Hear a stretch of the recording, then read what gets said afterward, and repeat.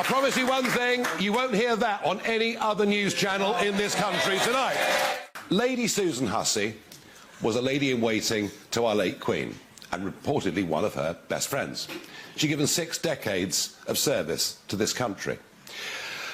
At an event last night, a cocktail party event last night at Buckingham Palace, there was a woman in full African dress. Lady Hussey, perhaps not unsurprisingly, asked her where she came from. She got a series of non-replies and pursued the conversation.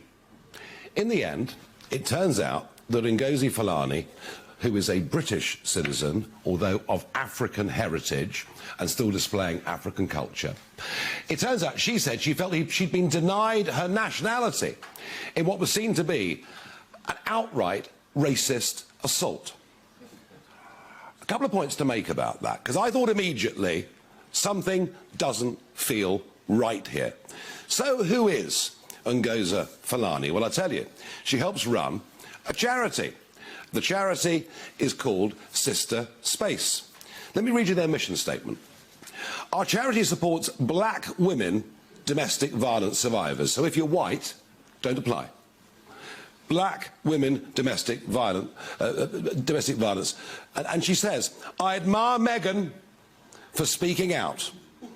According to clear definition, it seems Meghan is a survivor of domestic violence from her in-laws. This was in 2021. And I could go on. She said, I'm glad that hypocrite Piers has left ITV. Well, I'm not Piers' greatest fan, but I did think, actually, on Meghan Markle, he was almost certainly right. She then goes on to say about the Jubilee, Harry and Meghan won't be allowed on the balcony. It is an exclusively white balcony. The only black people are banned. This is racism. Add to that her organisation has been funded by Black Lives Matter. And I'm not questioning the stated aim of Black Lives Matter of equality from all. I'm questioning an organisation that has proved to be deeply corrupt, that wants to effectively close down funding for our police forces and bring down the entirety of the Western world. And you know what's worst of all? There's a full transcript of that conversation with Lady Hussey. She clearly had a tape recorder on her as well. And my view is, rather than an 83-year-old woman being thrown to the wolves for doing nothing more than trying to make small talk, polite conversation at a cocktail party, my view is that Fulani planned this right from the very start. She's an anti-royal, anti-British Marxist, and it's quite wrong what has happened in the last 24 hours.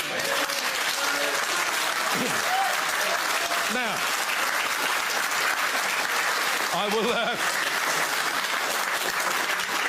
I promise you one thing, you won't hear that on any other news channel in this country tonight.